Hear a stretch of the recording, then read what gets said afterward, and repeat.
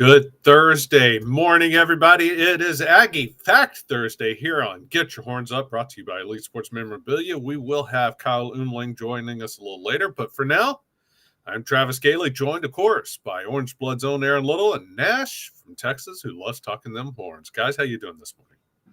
Not bad. Good to be back. We were getting closer.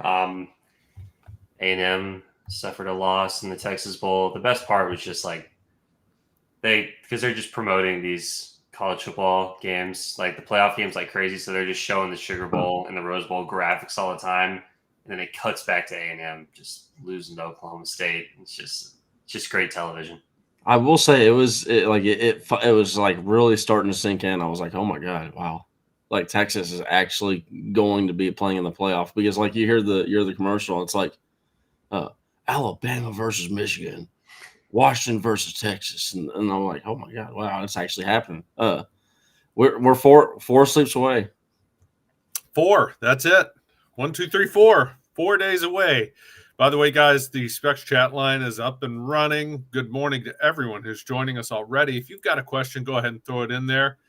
Another moral victory for Aggie, says Sam Man. If you've got a super chat question, of course, that's the gets you to the front of the line. That's the best way to make sure we get it answered. Yeah, I real quick aside, I've got to say I felt extremely bad for the A&M quarterback that they were starting their third stringer, and he injured himself on the first play of the game, had to be carted off, and then they went to a freshman quarterback who actually I thought played pretty well, but still, you know what the A&M wasn't able to do in that game? Stop Ollie Gordon.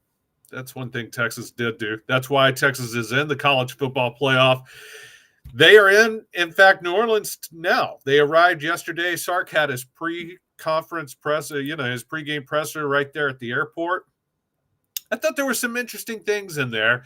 One of them was he was asked about the lessons he learned about the playoffs while at Alabama. And it was basically do all the structural work first, put on all the game plan, put in everything that you're going to work on in Austin before arriving. And then once you're in the bowl site, let the kids have fun, but get the work in when it's time to work. I don't know why I found that fascinating. It makes perfect sense. But I did. Am I the only one there?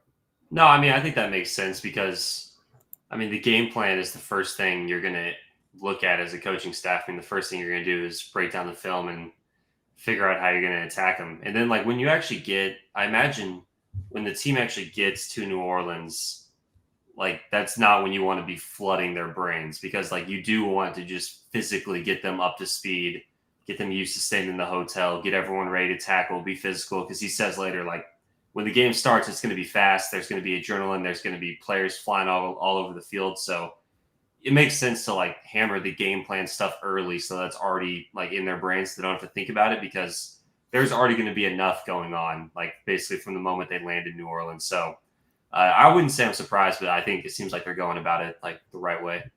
I was actually thinking about this the other day. It's when you got the Texas Bowl, right?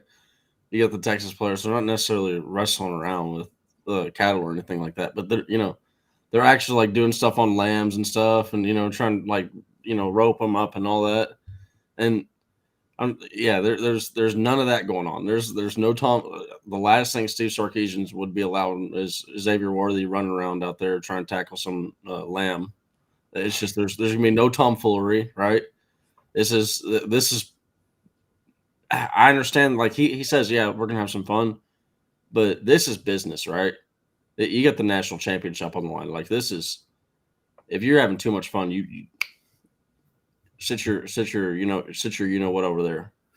So on that, it's kind of interesting. Sark did say, by the way, he thought this team is best when they're relaxed and having fun, but still focused. And the players definitely seem focused.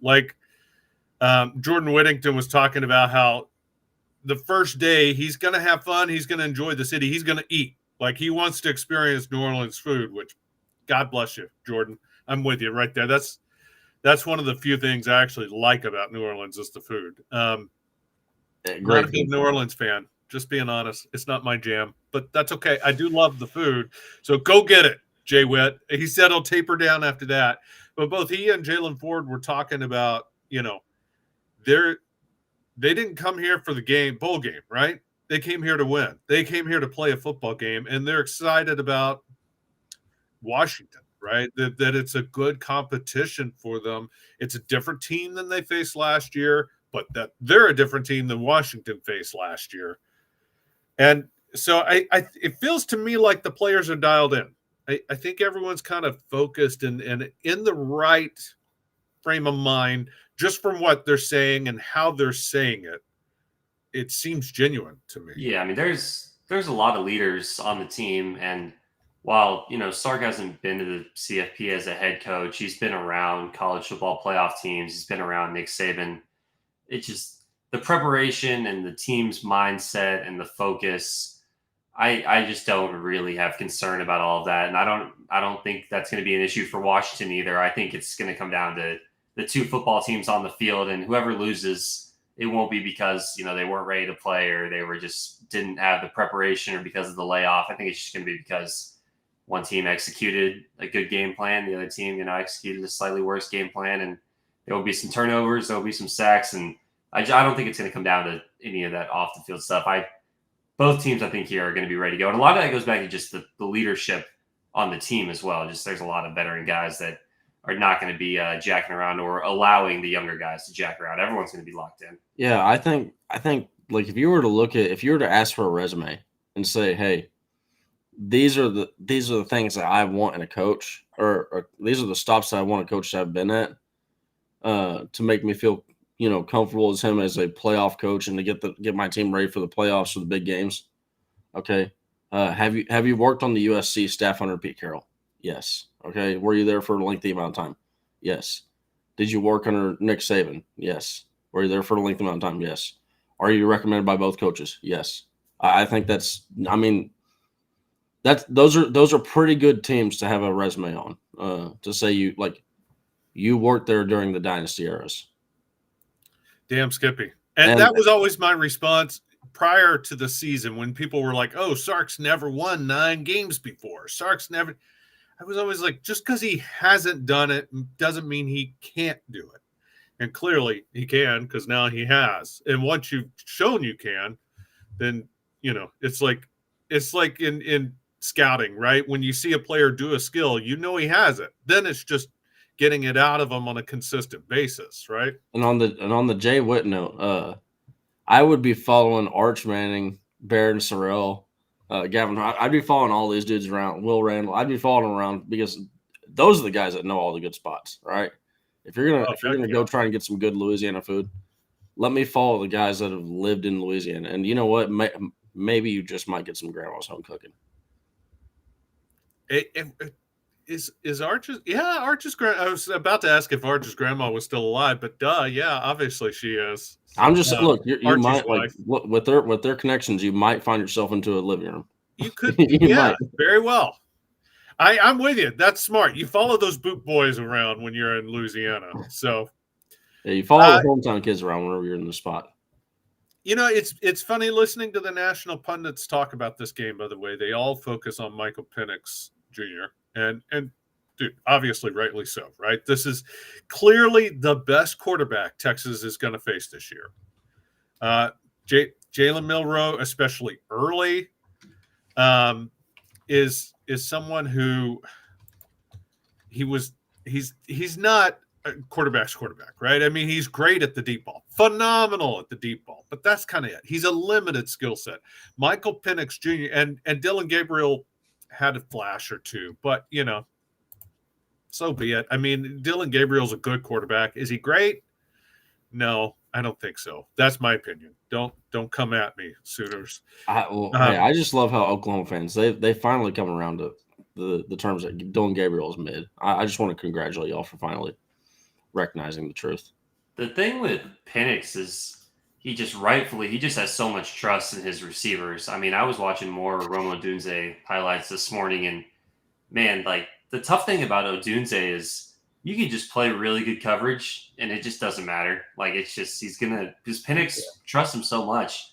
He's going to throw it up. He'll put it on the back shoulder. And Odunze just has such good body control where he could turn and he can create separation without pushing off, without getting an offensive pass interference. And the ball's just right there every time because Penix is just going to throw it up to him. And it's got to be frustrating for a defensive back because I'd be watching and be like, that's not horrible coverage. Like, he's on him, but it doesn't matter. It's a catch every time. So that's what I'm worried about with Penix. He just has so much trust in these receivers. And I'm worried, like, if these Washington receivers just end up being the best players on the field, that's my main concern. But I think that's a huge part of why Penix is so successful. It's just that's one thing that's kind of almost given me a little bit of faith in our defensive backs' ability to play against Penix. Because if there's one thing that our defensive backs have shown the ability to do, it's if you throw up a prayer, right, they're gonna pick that thing off.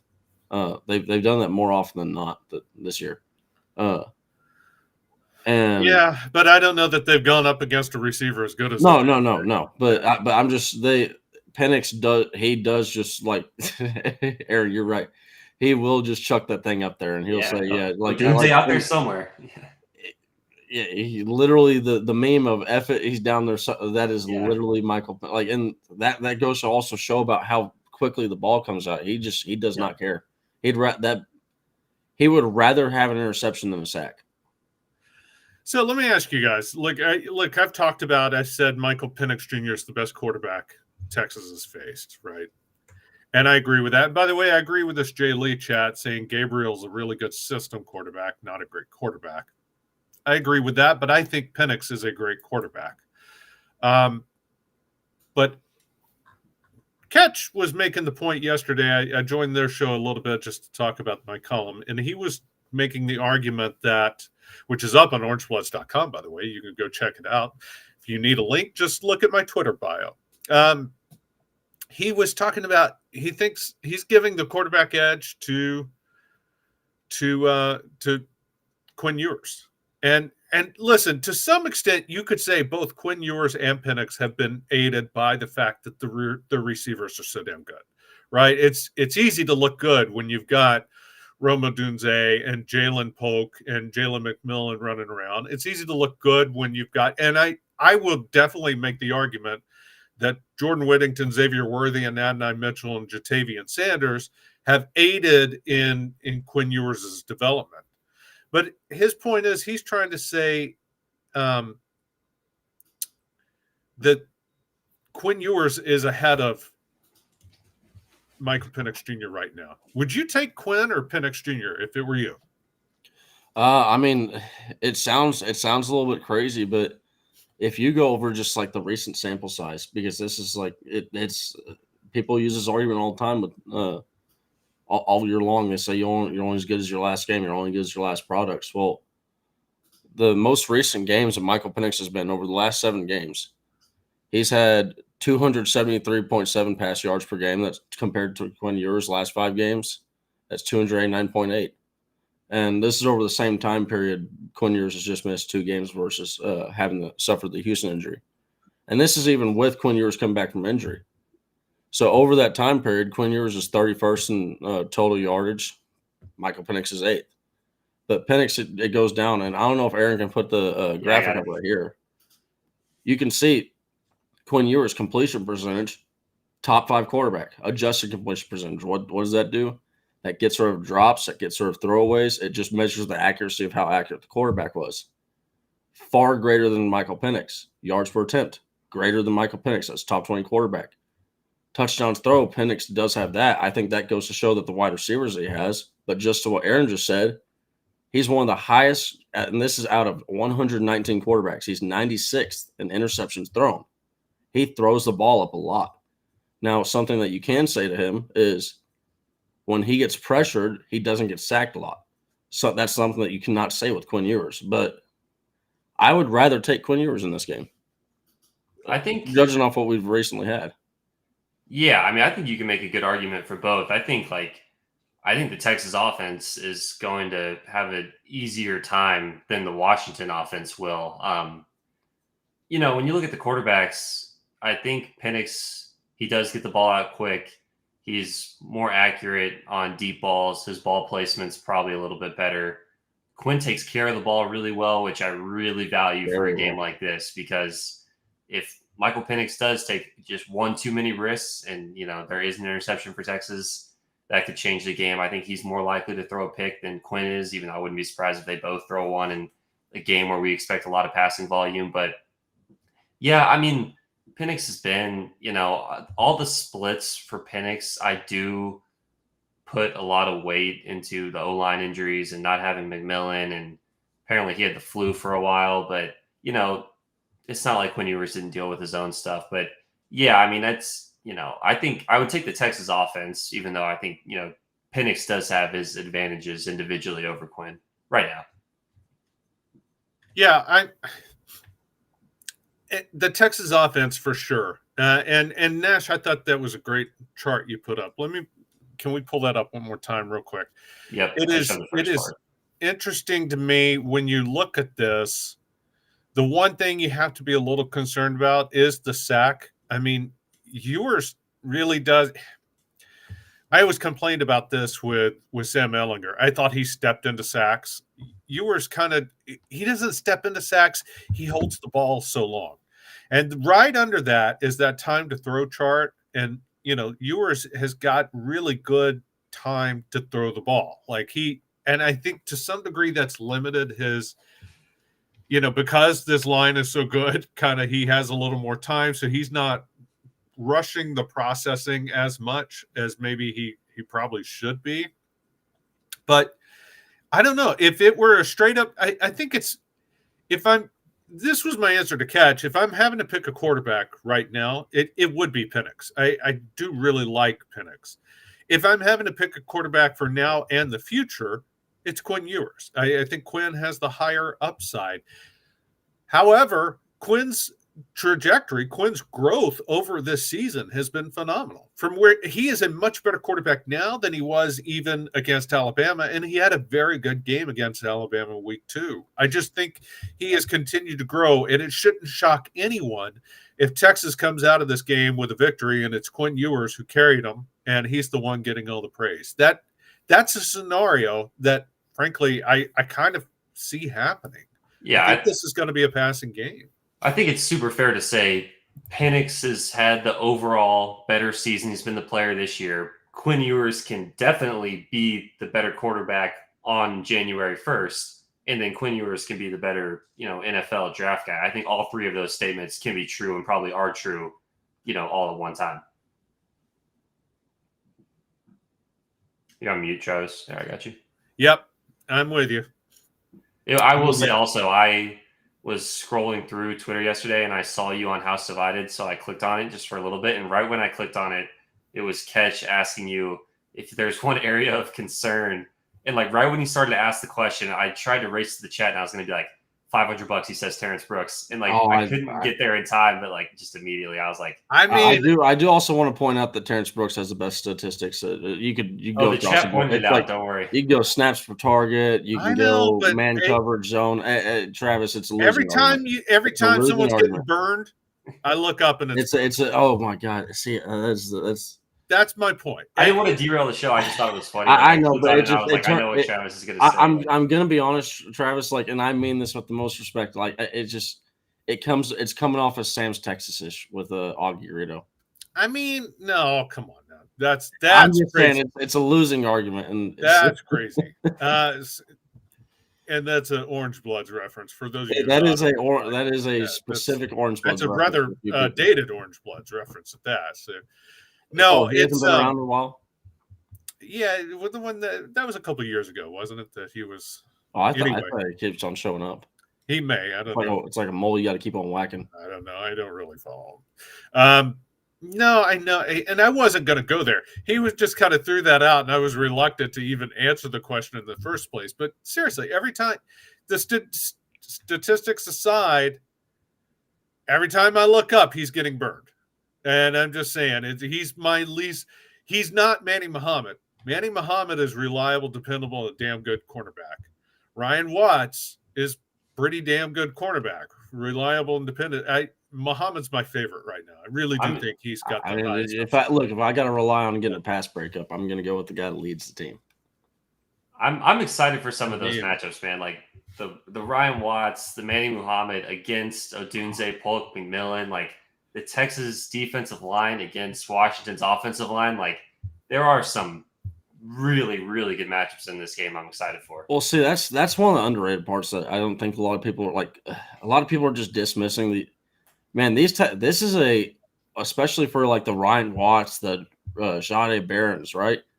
The Gavin Holmes. This is hey, go get yourself some money game, right? If you want to get some money, if you do what you did last year to them, right? Which is to hold them to abnormally low numbers that they normally don't hit.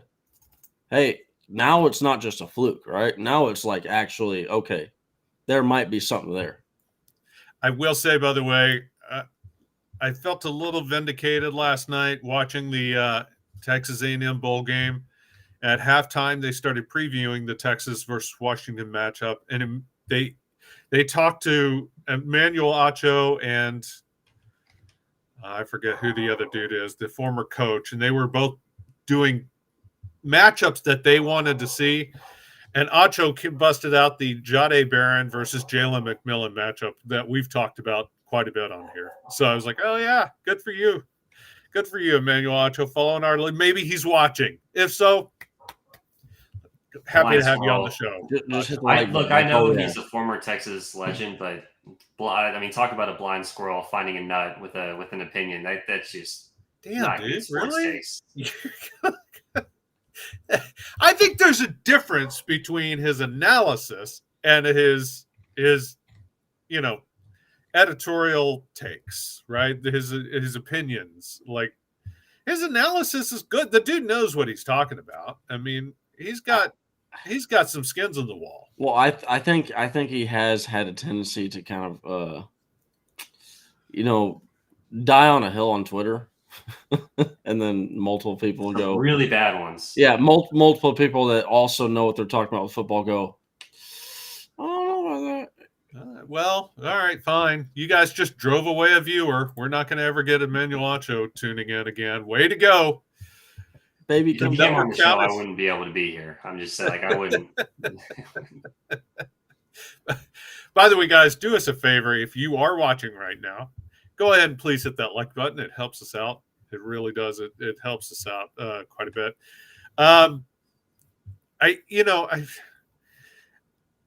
We're going to get into the predictions tomorrow's show on who we think, the individual predictions and the score predictions. I gave my score prediction in my column yesterday, so that's out there already. But I'm curious, really. I keep going back and forth. I keep saying this is going to be a passing game. This is going to be a passing game. I feel like Ewers has turned a corner. Sark sees it. Sark knows it. He's trust him more, and he's putting the ball into his hands more. Not all that dissimilar, by the way, to Sark's last year in Alabama, where Mac Jones was a first-year starting quarterback. And throughout the season, as Jones got better and better and better and progressed more and more and more, the playbook opened up more and more and more, right? Like, and it started to become more of a Mac Jones team. He was much more limited early than he was late. I feel like Ewers has been on that path this year. And so it is more of his team. But having said that, despite Washington's, as horrible as Washington's pass defense is, and it's pretty damn bad, and they haven't faced a receiving core this good or a quarterback this good. Well, I don't know. They've faced pretty damn good quarterbacks. And let me back off that statement. USC, Caleb Williams, Bo Nix at Oregon. They've faced some really damn good quarterbacks. So I will. That was an overstep, which I quickly corrected. Just saying, don't get on me, folks. They haven't faced a run game like this. And so I keep going back and forth. Is this a running game? Is this a passing game? Is this going to – I can't quite nail down what I think is going to happen. And I'm curious what you guys are thinking. I can. I was telling Aaron about this. I was telling Aaron about this before the show.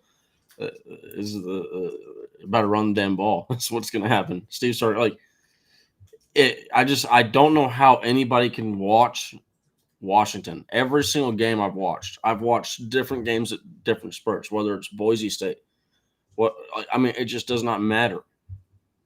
I've seen things that I go, man, if I'm Steve Sarkisian's got to be sitting there watching this, just absolutely licking his chops, going, I cannot wait to sit there and hand the ball off, hand the ball off, hand the ball off.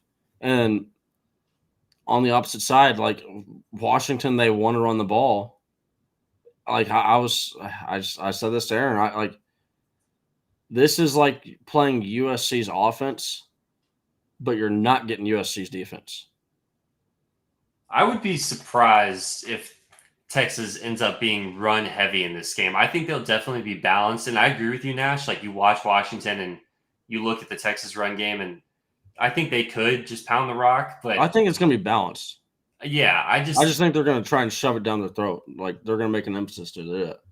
I don't know if it's going to be an emphasis. It definitely could be. It's one of those things where I'm interested to see it, because at the end of the day, Sark, he's got his weapons and he's got all this time to prepare, and he's seen the Washington secondary too, which is also weak, and he's going to have all these creative ways to get the ball to Xavier Worthy and Adonai Mitchell, and he's going to have so many plays where he just knows, when I send this play in, it is going to work because this guy's going to be open and I have a quarterback that can get the ball there. So I think that's going to be one of the interesting parts of the game, because part of me agrees with you and is like, well, if they can just run the ball, that's the safest thing to do. And the other part of me will be like, the best players on this team are Xavier Worthy, Adonai Mitchell, Quinn Ewers, and he's going to want to put the ball in those guys' hands. So that's one of the, I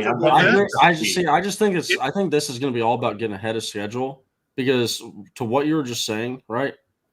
I think he's going to have so much trust in their ability to go out there and make a play that it, like, you watch Washington, like it's too much chunk yardage that gets given up. There's too many holes at times, and the holes, if they can be found and they can attack the holes, which, like you said, Steve Sarkisian always shown is the ability to find these holes and attack these holes. I mean, I just think it's just as simple as they want to try and make second down as short as possible, make third downs as short as possible. And then if they get behind schedule, which, if they're not getting short yardage on these downs, then, hey, we can dial up the pass, because I got trust in my guys to go win. Though, I mean, to Aaron's point, it's the best players are the receivers and the quarterback. And this is a favorable matchup. And I'm just not sure that CJ Baxter and Keelan Robinson and Jaden Blue, while they've performed well as a group, I'm not sure that any of them have stepped up enough to say, all right, we're putting our CFP hopes on this guy. Well, but it's the matchup. If you watch it, if you specifically watch the game that represents the most, what I'm about to say, is USC. They had trouble with the speed. Keelan Robinson and Jaden Blue, if we give those guys carries, I don't think Washington can keep up with the speed. I don't think they have I don't think, that's what I was saying yesterday. It comes down to Jimmys and Joes. I don't think they got the Jimmys to go run around and keep up with Worthy, Blue, Keelan Robinson. I just don't. They probably don't. But I go back to the Big 12 championship game against Oklahoma State, where, that was a good matchup for Texas as well. Obviously, like, they could have run the ball on those guys, but still, we saw Sark come out and Quinn Ewers have 300 passing yards by halftime, just because he knew that they could move the ball down the field that easily. So it'll be interesting to see if they go out and they hunt those explosive plays often on early downs, or if they do more like what you're talking about, Nash, is be careful, run the ball to set up those explosive plays and stay ahead of the chains, because I think they could do both, and I think they will do both at certain parts of the game. So I think it's pretty interesting. I just think it's just look, playoff game, go out there, impose your will, and try and steal their souls in the first quarter. Yeah, but there's a lot of logic there. I'm not saying you're wrong. Like I said, I've gone back and forth in a lot of that, but another way to impose your will is to jump out to a big lead, and then you can lean on the run game and just wear them out and control the clock and keep Penix on the bench. And a good way to jump out to a big lead is to put the ball in Quinn Ewers' hands. If he's earned your trust, he hasn't earned Jay Lee's trust, it doesn't look like. Jay Lee with a $5 chat. We thank you, Jay. I appreciate it. We definitely appreciate it. Says Quinn Ewers has a tendency to start slow after a time off, after a period of time off. If he starts slow the first quarter and a half and we get behind by 10 points, that could cost us the game. Fair enough. Certainly that was the case in last year's Alamo Bowl. He came out and was slow. And then in the second half, he got out to a big lead. He really heated up in the second half. I thought that was, ironically, the Alamo Bowl was his best game last year, but really from the second half on. Yeah. I mean, both quarterbacks started horribly. Texas has been good on the script lately. They were good on the script against Tech. They were really good on the script against Oklahoma State.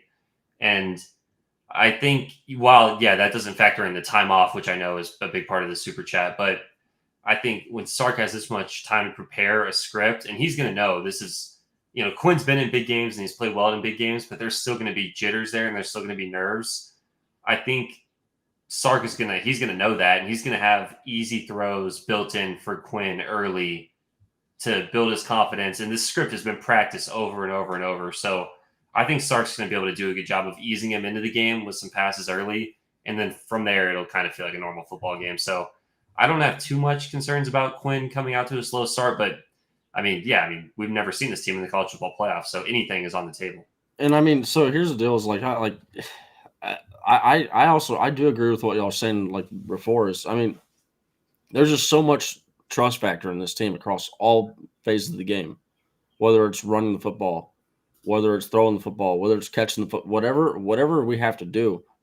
I think Steve Sarkisian is going to have trust. So if Quinn Ewers, you look at this, this is a guy that's also made the decision to bench Tula and not Tua, bench Tula and put in Hurts, right? Or vice versa. So he's clearly shown the ability to have a feel in these games for, who's going to give the team the best chance to win.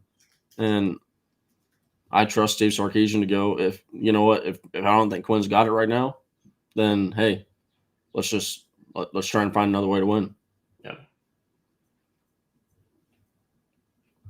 Travis, you're muted again, I think. There you go. I was trying to get off mute, but the chat covers up the mute button so the private chat that we have. So thank you, Jay. We appreciate that. Yeah, I don't know. I still think Quinn has grown a lot over that. So I'm really, and to Aaron's point, I think those first 15 plays, the first 15 plays, Texas is really good, like some of the best in the country good when it comes to those first 15 plays. In fact, during the 2023 season, Texas ranks 8th in the country in total yards with 1,440 and is 16th in the country with 11 touchdowns over that first 15 plays of a game. So that's those scripted portions. That's part of the reason why I think we'll see them come out hot and heavy pretty quickly, and then with Quinn at the lead. But we'll see. Hey, listen, guys, if you want yourself a Quinn Ewers jersey, there's only one place to go. That's Elite Sports Memorabilia, right, Aaron? Absolutely, yeah. Everyone, check out Elite Sports Memorabilia. Only a couple weeks left in the football season. Of course, that doesn't mean you have to stop buying ESM gear, but if you want to possibly get something ready for the national championship game, I don't know if that's possible, but it might be. Just get something in celebration of the new year, or get something in celebration of Texas making the college football playoff and potentially the national championship. All you have to do is scan the QR code, and the rest will take care of itself. You'll see a lot of really good options. They all have great customer service. All the jerseys behind Nash, those are all Elite Sports Memorabilia jerseys for the most part. And it's the place to go, man. Brandon's been a great sponsor of the show. We're lucky to have a sponsor that really feels like it fits the show perfectly, like kind of the vibe of the show. So yeah, as always, just go check out ESM. Yeah, that was almost like a sponsorship made in heaven with the background. Right. This was not at all planned at all. It just all happened to kind of just jumble together. I will say, yeah, Aaron, I would look. I think if you were to get the jersey before the game, before New Year's, that verges on the that's no longer shipping. That is now teleportation. Yeah. But or personally driving it to your house, which Hey, I was talking about before the national championship game. I wouldn't write it off. Hey, I look. I would actually have a lot of faith that if you ordered right now, you'd probably get before the Natty. Now, don't take my don't quote me for it and tell Brandon. Nash told me you get it before the national championship. But I got faith in it. You know what I have faith in when it comes to delivery? Specs. Because I have faith that if you go on Specs Online or the Specs app and you want to get something so you're prepared for the Sugar Bowl, you can get it in time for New Year's Eve and the Sugar Bowl. It's that simple. Or, hey, if you really don't trust the delivery, that's fine. Go to the store. There's a ton of locations right around the corner. It's a Texas born and bred company. They're easy to find. Go check out Specs for all your holiday needs. You're needing Specs same-day delivery can save the day with our Specs app or online shopping. From world-class wines to hard-to-find spirits and craft beers to gourmet foods, delicious snacks, and spectacular sweets. It's Specs. Cheers to savings. It's Specs. It's also Aggie Fact Thursday. Kyle Umlang in the house following Texas A&M's tremendous Texas Act Bowl. Loss. Sorry, Aggies. They lost. Oklahoma State beats them. And, of course, we have to have Kyle in to celebrate that and to celebrate Texas being in the college football playoffs and get his thoughts on that. So, Kyle, were you watching last night? I tuned in a little bit. I can believe classic Gundy made this a close game. And, they had fourth-string quarterback, depleted roster, not really a coaching staff, and they somehow only lose by a score. Classic coach of the year moves right there by Gundy. I kept going back to our picks from last night when we were doing the bowl game picks. I was like, man, I'm glad this is a 1-point spread. Yeah, 1-point spread. Yeah, it was definitely interesting. They had Elko in the booth, and I never really heard him talk before. I was like, yeah, this guy, he sounds like an Aggie. This guy will fit in pretty well. Kyle, it's been a while, man. How you been? How have you been handling the very, very long wait between the Big 12 championship and this big game versus Washington? IPAs have been helping a lot. Get me through it. From Specs. There you go. Yeah, we haven't experienced this kind of wait for a bowl game in years, and it's long. I was doing a countdown, and I was like 20-something days. I'm like, I can't do this much longer. I did somehow. Very excited for the game. Cannot wait. Texas is going to win. What are your thoughts? What are your thoughts on Washington and where Texas can take advantage of them, but also the things that kind of scare you the most? What are your overall thoughts on just the matchup and the only thing I'm worried about is Penix just launching it and our secondary giving up big catches. That's really the only thing I'm really worried about. I'm not worried about our offense, not worried about their run game. It's mostly just can our DBs play well. I think that's the game. And if we just play clean ball, no stupid picks in the red zone, no costless or costly fumbles, just if we just play a clean game, I think we win this. No, I would agree with you on that point. It definitely just when you watch Washington, it's like, man, these guys just how many jump balls in a row can they catch? How many times can they just go up and it's like, well, they've been doing it all year, and if they do it really at a really high rate in this game, then there could be some issues. But everything else, I agree with you.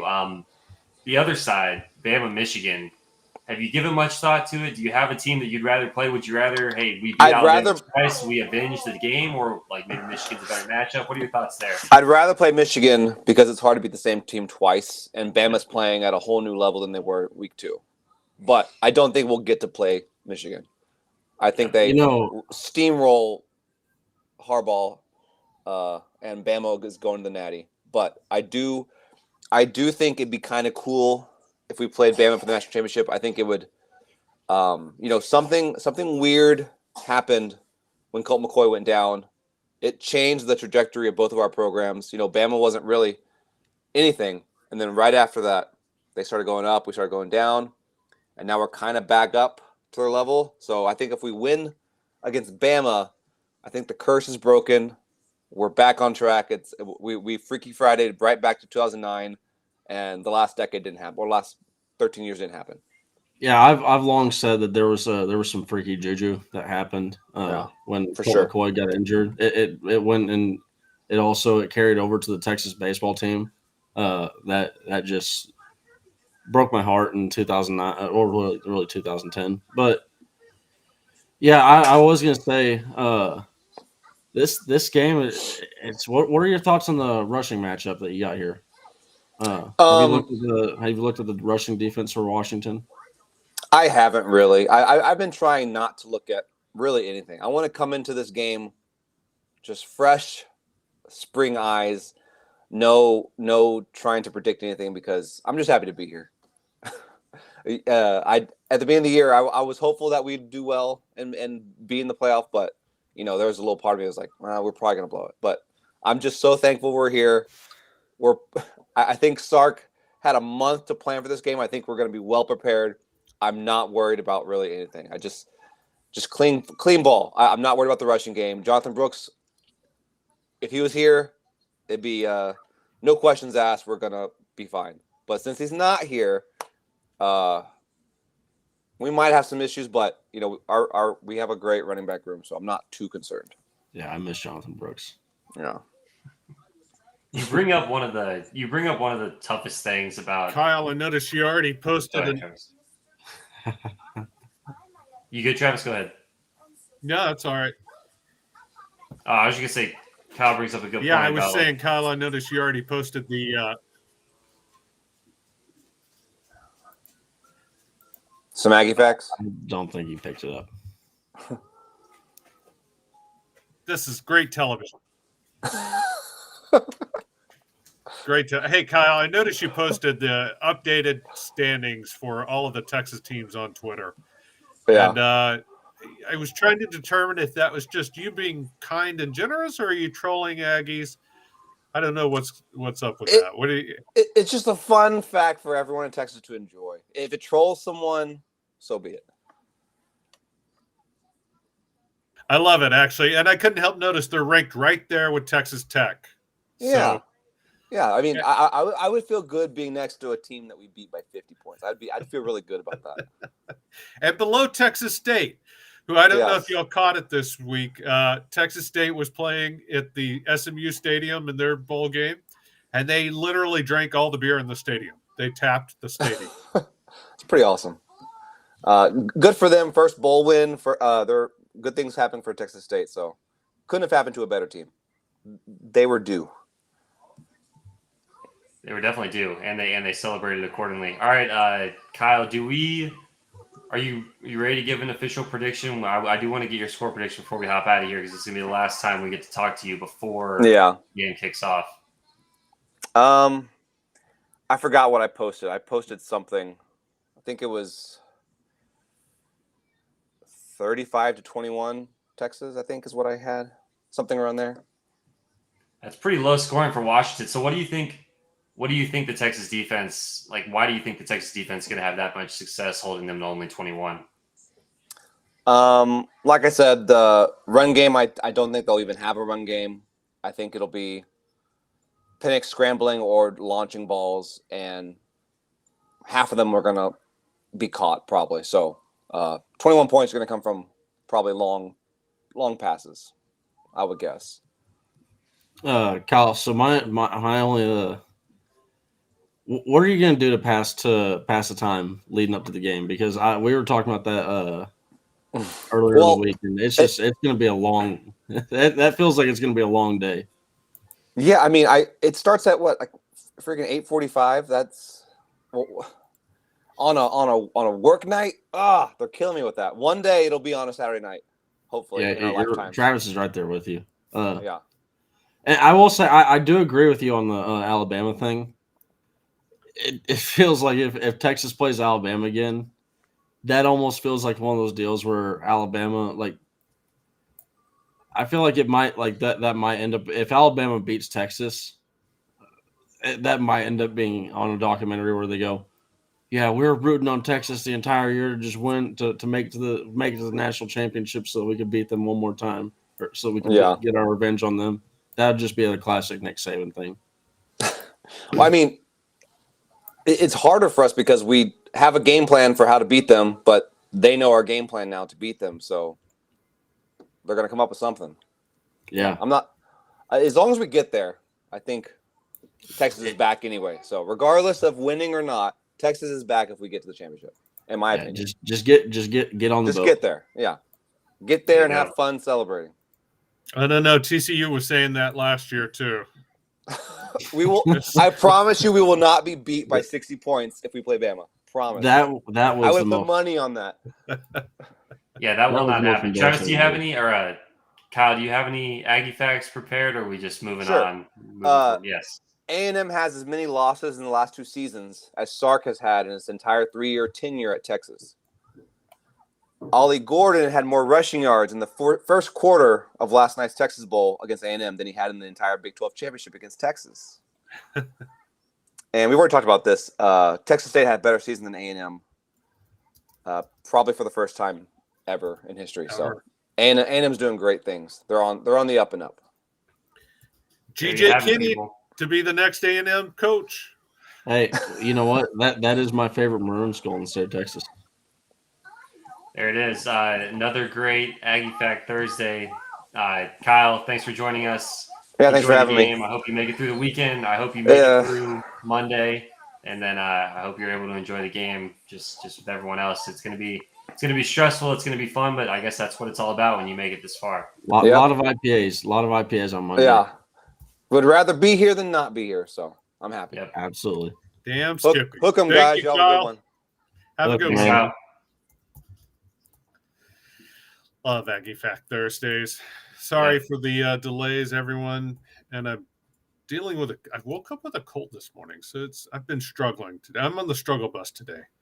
Yeah, you guys in the chat, let us know if everything looks better now. I think we're going to blame that on Kyle. His internet was spotty the entire time. It might have thrown everything off, but sorry for the technical issues. It happens sometimes. Let us know if everything looks better now. Yeah, we're gonna blame all any of our poor issues over the last 3 weeks. We'll blame to a cold that an everlasting 3-week flu that has gone on for weeks on end. But and magically, anytime my quarterback does bad, I'll just it'll be attributed to the flu that happened back in early October, late September. Yeah. For those who don't get what I'm referencing Michael Penix flu. Yeah, this is a Michael Penix tweet. Yeah. Yes. Yeah. The every negative game that he has is somehow all the games on the back half of the schedule. It's all the flu. It's all the flu. I did not get that actually. So I missed that tweet somehow. But so yeah, thanks for clarifying. I was like, oh, I don't know what you're talking about.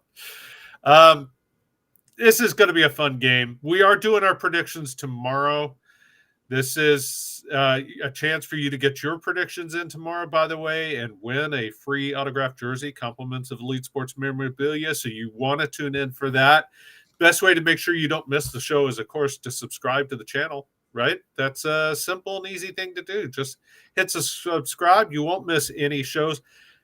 I don't know, by the way, is Anwar doing a show today? Yeah, we have the old-fashioned sports show today. It'll just be a quick one, but from 8 to 9 o'clock, we will have Anwar's show. From New Orleans. Yep. So There you go. He's on the ground already doing reporting. Guys, we got some bowls to pick today. We got early games today, starting at like 10:15 or something like that. Early bowl games. I love it.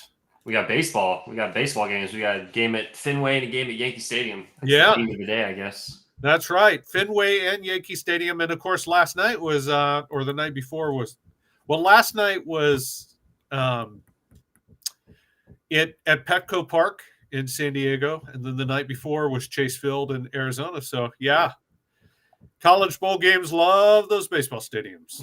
But let's start off with – the game at Fenway. That's the early game. The Fenway Bowl, SMU versus Boston College. By the way, if you looked at Kyle's tweet updating the standings of college football teams in the state of Texas, Texas, of course, 12-1. Second best in the state, SMU 11-2, which could explain why they're 10-point favorites. The total's 47.5. Aaron, who you got? Yeah, so SMU was one of those. We talked about it with Tulane, like just those kind of feeder schools that have a chance to actually make an important bowl game, but then they get left out because only one of them's allowed to get in.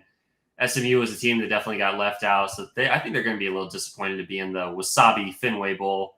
So I'm going to go with Boston College plus the 10. I think 10 points is a lot, but the Wasabi Bowl.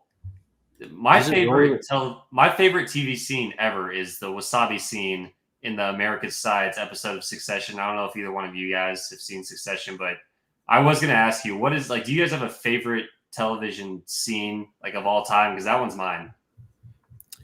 Food related, I don't know. It may be the chili scene from The Office. From The Office, that's a good one. I'm just taken back. There's actually a bowl game named the Wasabi Bowl. I thought you were joking.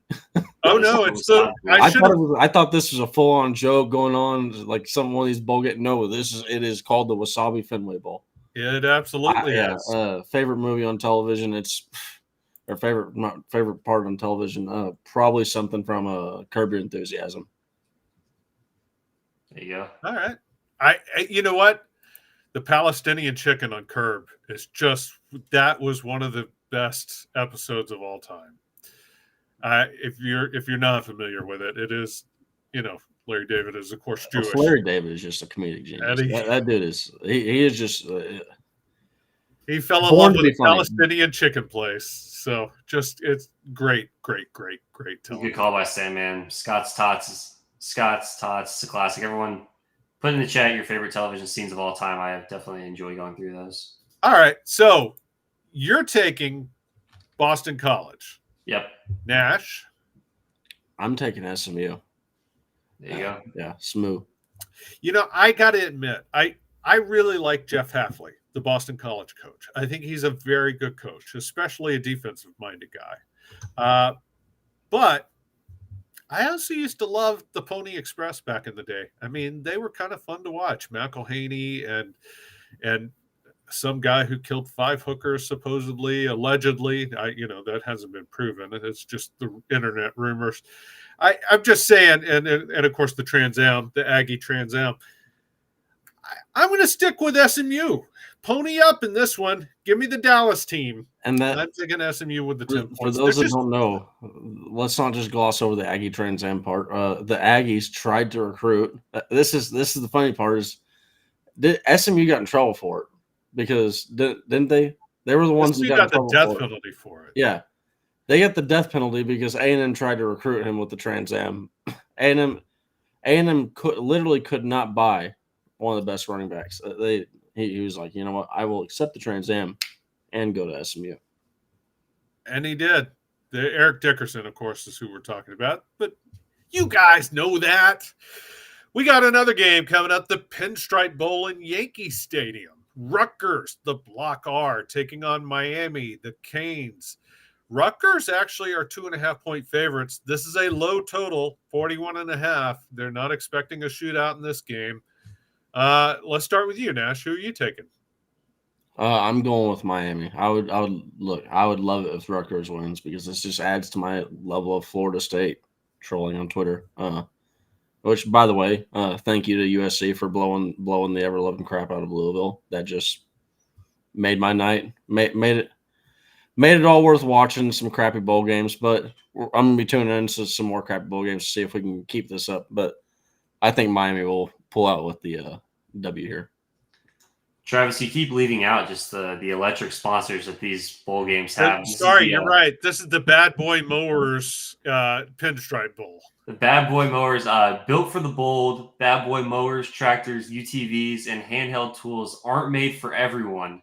Our products are designed for people who live on the cutting edge, for the true originals who want equipment that works as hard as they do. Just get over yourself, man. You sell tractors and UTVs. You don't have to make it super hard and super cool. Just grow up. This is in Yankee Stadium. We think Juan Soto, Aaron Judge, Garrett Cole, they're all getting together for a little midday action in January at the old Yankee Stadium. I don't think so, but I will take Rutgers -2.5 because just Miami going there in the cold in January, playing Rutgers, just like how can the motivation be there? I don't know. It would be good coaching if it is, but I'll go Rutgers here. Aaron, you know when they got to that cutting edge line, whoever came up with that was like, oh my God, this is gold. We're gonna the cutting edge. Our Come on, equipment that guys. works as hard as you do. It's like, yeah, well, it's a machine, so it just does whatever. They're bad boy mowers. Come on, you guys just clearly don't You're see a it. bad boy while you're riding my mower. A lot of stuffed shirts up in here. By the way, before I give my pick in the Bad Boy Mowers Pinstripe Bowl, Gauge Sheet appropriately points out on Aggie Fact Thursday that SMU has 2 more recent national championships than Texas A&M. That is factually correct, Gage. Well done. We applaud you. As for the Bad Boy Mowers, my head tells me Miami will win this game, but I'm not picking them because, A, I like the Block R from Rutgers. I think they've got some cool unis. I respected the uniforms. B, I almost went A and then 2. B, my wife's got family up in Jersey, right around New Brunswick. In fact, I've enjoyed my time there. I will be cheering for Rutgers. I will be picking Rutgers. And C or 3, I cannot pick Miami. I still am upset about the 1991 Cotton Bowl. The Shock the Nation tour loss, that was a brutal one. I don't give up these losses easily. It's why I hated picking Virginia Tech yesterday. They won. I at least did the right thing there, but I don't like Virginia Tech. I don't like Miami. Give me Rutgers. 1991, that is an awful long time to hold a grudge. I'm just saying, it's if you humiliate the team that I'm cheering for, and not just because you beat the crap out of them, but you humiliate them, and Miami humiliated Texas that day. You hold on to these things. Just saying. There will be games that you guys don't give up for years and years and years to. Moving on to this one, I can't not say the name of the sponsor in the bowl game because the bowl is named after the sponsor. It's the Pop-Tarts Bowl. Top 25 matchup, by the way. The last 2 games are both top 25 matchups, so you got to love that. For people who say these are bad bowl games, top 25 matchup between North Carolina State and Kansas State. KSU's 2.5-point favorites, despite the fact that Will Howard is no longer with the team. Yeah, total such a good matchup that Will Howard just had to jet out of town. I mean, he had to go on to USC. What can you say? I mean, it does match the Pop-Tart slogan, crazy good. Got those Pop-Tarts trying to jump out of the toaster. The trophy is a football with toaster slots that actual real Pop-Tarts are inserted into. You can eat the here's the Pop-Tarts question: does it actually toast your Pop-Tarts? I'm just saying. If it's a functional trophy, then hey, I'm all about it. I don't think it's an actual toaster, no, but it does have the slots that they put actual Pop-Tarts into. Sounds like they mailed in. They got lazy. They got lazy with the Pop-Tarts out of the trophy. I mean, this is a perfect synthesis of food and football. And Pop-Tarts are clearly the most sensual of all breakfast treats. A little bit of a Seinfeld reference there for those of you who caught that. Just a play on words. Guys, this is a tough one for me. Like I said, Will Howard has moved on. And by the way, after USC's quarterback performance last night, I'm not sure he steps into the starting role. That dude at USC last night looked very good, and I was kind of happy for him. He grew up a USC fan. His mom is a professor there. It's like his dream school. Good for you, kid. 6 touchdowns in the Holiday Bowl last night. So good luck, Will Howard, in beating him in the spring. My head, I want to pick K-State to win this game. I really do. I just can't. North Carolina State plays damn good defense. Their offense isn't that great, but they play damn good defense. So I'm taking the Wolfpack in this one. Travis, did you just say a third-string quarterback was able to beat Louisville? I did. Did you just say that? Oh my goodness! Is he wow. third string or is? Yeah, I guess he is third string because What is Malachi this? Nelson What is this transferred. concept about backup football players being able to actually play and produce? Nash, come on, we'll get to the Orange Bowl tomorrow. I don't Save get it, man. Save it. Yeah, I'm going to be taking Kansas State here. No, I think Avery Johnson. That's going to be one of those things that cat's out of the bag. He could rush, he could not rush. We'll see. Yeah, one team has a quarterback that stuck around is actually going out, trying to go out with a bang here at NC State, and then one team has a quarterback that left. I am surprised you guys talk about how amazing the trophy is and how prestigious the bowl game is. I'm getting more surprised that Will Howard left, as every second goes by in this show.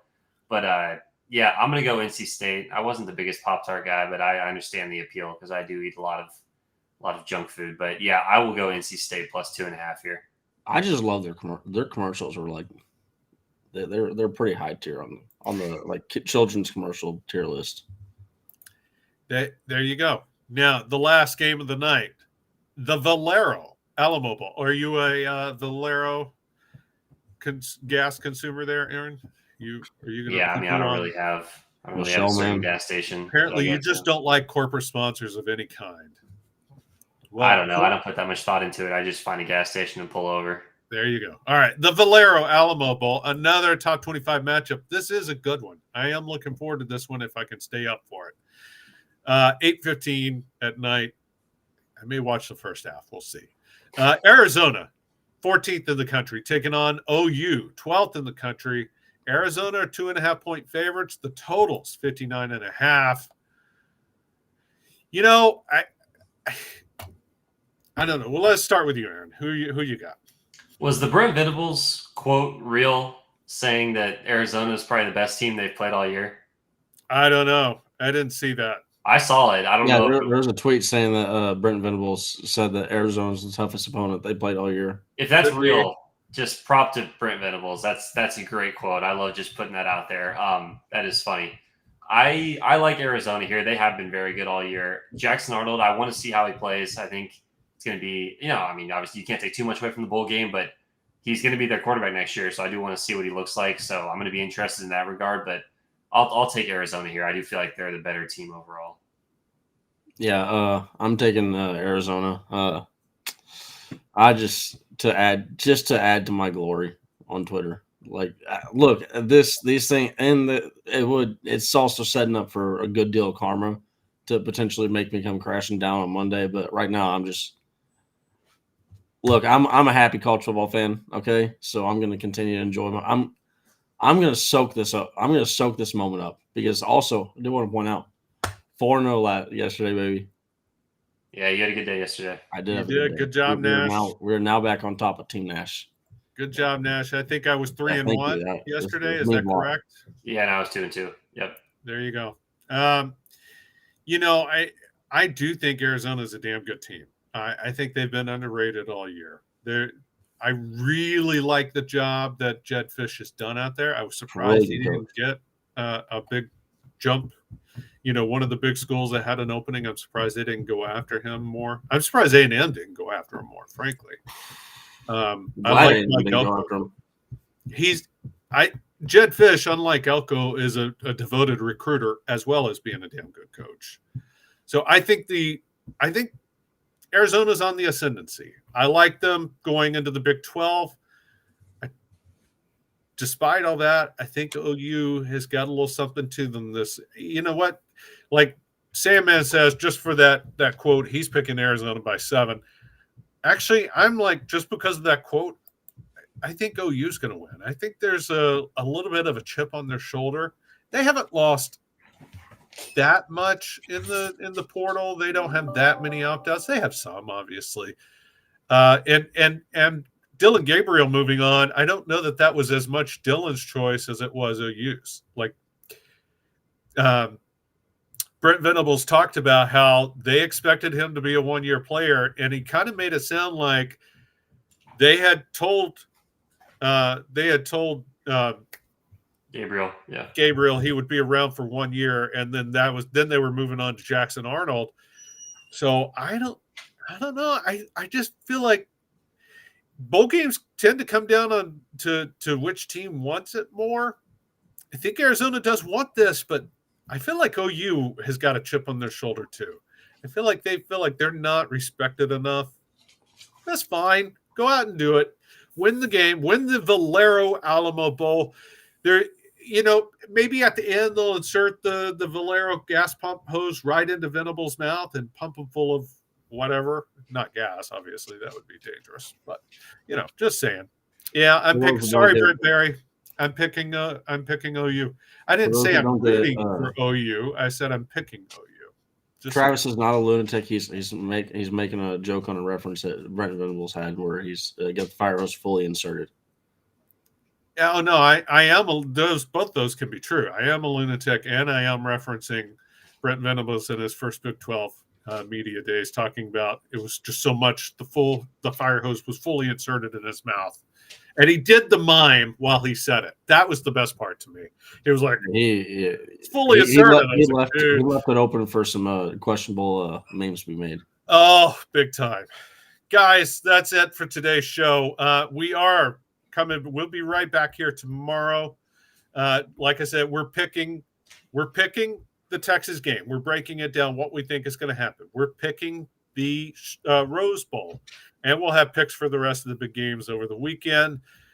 And props. We're going big on props tomorrow. Going big on props. It's a full show tomorrow. So please be sure to tune in. It will be your chance to win a free autographed Texas Longhorn player jersey. Not sure which one yet. I'll find out. And that's your chance to win it. We'll let you know how tomorrow, but you got to tune in.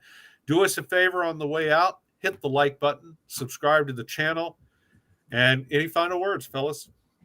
No, I mean, I guess see how Oklahoma. You think they give away those like gift packets in the bowl games? I wonder if Oklahoma is getting some very good Valero discounts to fuel all those mobile homes, because that would be big. That would be big from a sponsorship perspective for Oklahoma. I hate to follow up a great joke like that, because I'm there's no sarcasm with this. I'm kind of ruining Aaron's joke, but I just want to say what a fantastic life it is that we did not just watch the Texas Longhorns play last night, and we're not watching the Texas Longhorns play tonight. We're watching the Texas Longhorns play on Monday. That's right. No Alamo Bowl for Texas this year. Sir. They are in the Sugar Bowl, and we will be right back here tomorrow to pick it. For Nash from Texas, loves talking them horns, and for Aaron, Orange Blood's own, I am Travis Cayley. Hope you guys have a fantastic